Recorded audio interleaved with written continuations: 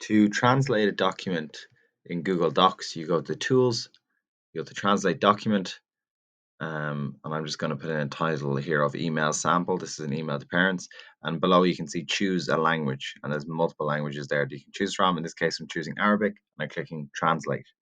Once I click Translate, it generates a new Google Doc for me, like we can see here.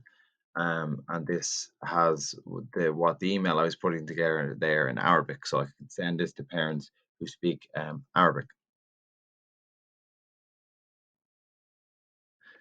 In Microsoft Word, you go to Review. So you go to Review, and then that presents you with a Translate option. You click on Translate, and then you can translate the document or just a selection.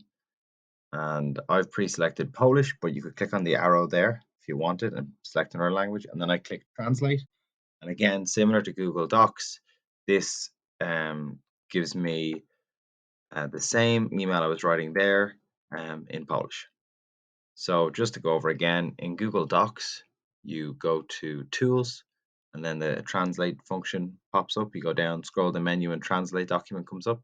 And in Microsoft Word, you go to Review, and then you go to Translate, and it gives you the option of translating a section or translating the entire document. And then on the right-hand side of the screen, it gives you an option of which language you want to choose.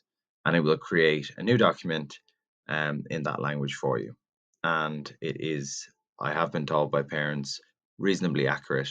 And I suppose it allows them to access what's happening in school, what notices and important piece of information about school is being distributed, so they can keep up and feel a part of the whole school community.